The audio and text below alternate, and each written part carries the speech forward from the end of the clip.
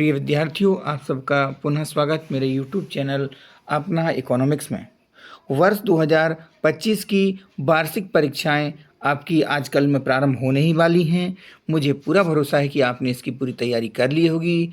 फिर भी आज के वीडियो में मैं कुछ ऐसे तरीके, ऐसा कुछ ध्यान आकर्षित कराना चाह रहा हूँ आपका, ताकि आपकी परीक्षा के समय कुछ अच्छे से आप परीक्षा कर सकें, परीक्षा दे सकें। तो हम इसकी कुछ बातें हैं उनको ध्यान में रखेंगे तो निश्चित ही अच्छे से अंक प्राप्त करेंगे।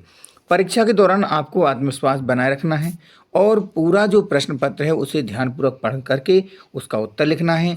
जो आपने पढ़ा है, अब ये सोचें कि जो आपने पढ़ा है, आपने सीखा है, वही प्रश्न आएंगे, इसलिए घबराने की ज़रूरत नहीं है। परिश्रम, आत्मविश्वास और धैर्य ये सभी सफलता की कुंजी हैं। तो आपको ध्यान रखना है, ईमानदारी और संयम से उत्तर दें। परीक्षा कक्ष में कुछ बातों का ध्यान रखना है, उन बातों पर चर्चा करते हैं क्या क्या आपको ध्यान रखना है। पहले बात करते हैं परीक्षा के समय की। तो आपको मालूम होगा और मालूम है ही कि परीक्षा का समय 9 बजे से दोपहर 12 बजे तक है, यानी कि आपकी प्रातः 9 बजे से 12 बजे तक परीक्षा होना है, लेकिन आपको परीक्षा केंद्र पर 8 बजे तक उपस्थित होना है। केंद्र पर आपको कितने बजे तक उपस्थित होना है? 8 बजे तक। और जो केंद्र के बाद आप अंदर जाएंगे परीक्षा कक्ष में, यानी आपका जो एग्ज़ाम हॉल है, उसमें आपको 8:30 बजे तक उपस्थित होना ज़रूरी है। आपको 8:30 बजे कक्ष में पहुंच जाना है।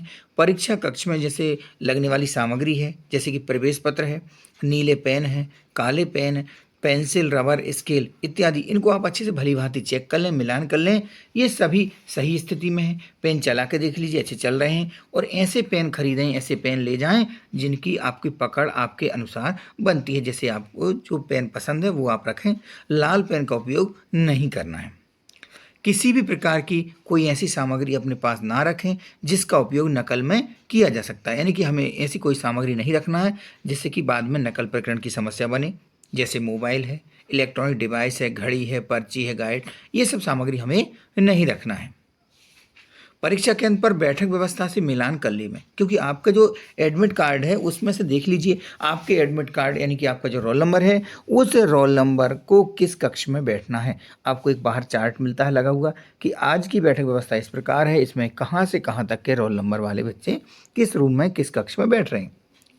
फिर आप निर्धारित कक्ष में जहाँ पहुँचेंगे वहाँ शिक्षक पहले से होंगे, तो उनसे अनुमति लेकर के आप निर्धारित बेंच पर बैठें जहाँ की टेबल पर आपका रोल नंबर पहले से लिखा होगा, आपको वहाँ पर बैठना है। कक्ष में जहाँ आप बैठ रहे हैं वहाँ आसपास देख लें कि कोई पर्ची या नकल योग्य सामग्री तो नहीं है पहले से। अगर ऐसी है तो आप तत्काल जो ड्यूटी पर शिक्षक तैनात हैं उनको आप बता दीजिए, क्योंकि वहाँ पर जैसे आप 10वीं का या 12वीं पेपर देने जा रहे हैं तो उसी कक्ष में पहले भी पेपर हुए होंगे या कोई कक्षाएं लगी होंगी, तो इस चक्कर में आप ये देख लीजिए कि वहाँ कोई पहले से ऐसी कोई सामग्री तो नहीं है जैसे कि नकल करने योग्य सामग्री तो नहीं है। आपको 8:50 पर उत्तर पुस्तिका मिल जाएगी जिसकी आपको प्रविष्टि करना रहेगी, जिसमें एंट्री करना होगी। उसकी प्रविष्टि बड़ी सावधानी से करें। उत्तर पुस्तिका में एक पहले पेज पर ही OMR शीट लगी है, उसको आपको अच्छे से भरना है। अगर आपको समझ में नहीं आ रही है तो OMR शीट को पीछे पलट के देखेंगे, उसमें एक नमूना प्रति दी गई हो, उस नमूना प्रति से आप देख करके समझ सकते हैं। फिर भी आपको समझ में नहीं आ रही है तो कक्षा में जो ड्यूटी पर तैनात शिक्षक हैं उनसे आप समझ सकते हैं। जो आपको उत्तर पुस्तिका मिली है उसी में सभी उत्तर लिखना है। आपको कोई अलग से दूसरी कोई उत्तर पुस्तिका यानी कोई सप्लीमेंट्री कॉपी नहीं मिलेगी, यानी आपको जितने भी प्रश्नों का उत्तर लिखना है सब उसी कॉपी में लिखना है। तो आपने पुस्तिका की जो जानकारी थी अच्छे से सावधानी से प्रविष्ट कर दी। इसके बाद आपको जैसे 8:55 पे प्रश्न पत्र मिल जाएगा। जो आपको पेपर मिलेगा उससे सबसे पहले पूरे प्रश्न पत्र को ध्यानपूर्वक पढ़ें। प्रश्न पत्र को जब आप हल करेंगे तो प्रयास करें कि उसी क्रम में हल करना बेहतर रहता है, जैसे कि प्रश्न 1 को पहले हल करें, प्रश्न 2 को बाद में हल करें।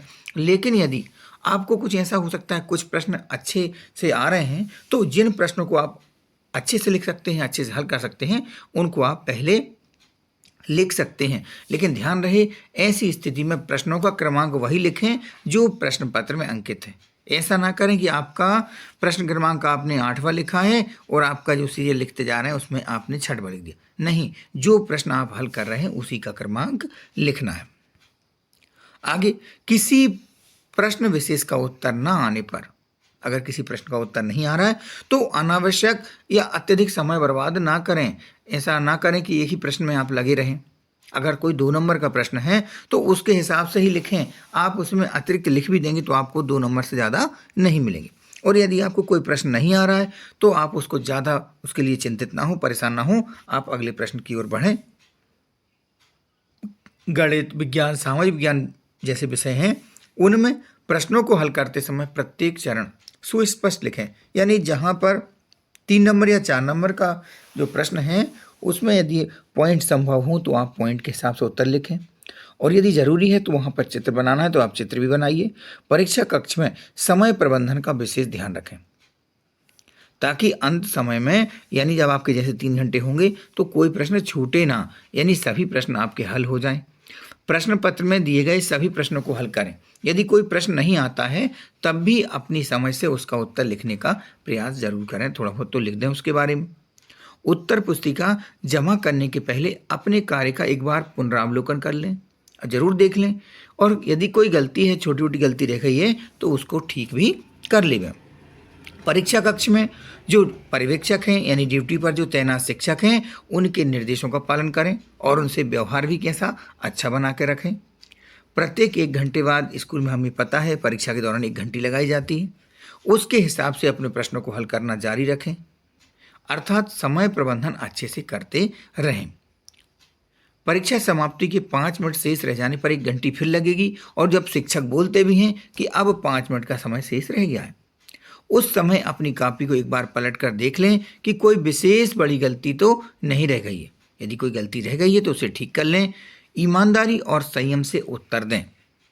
सफलता आपके परिश्रम और ईमानदारी पर निर्भर करती है, और अपनी सोच को सकारात्मक रखें और सकारात्मक सोच के साथ परीक्षा देंगे। सफलता निश्चित रूप से आपके कदम चूमेगी। बहुत बहुत शुभकामनाएं।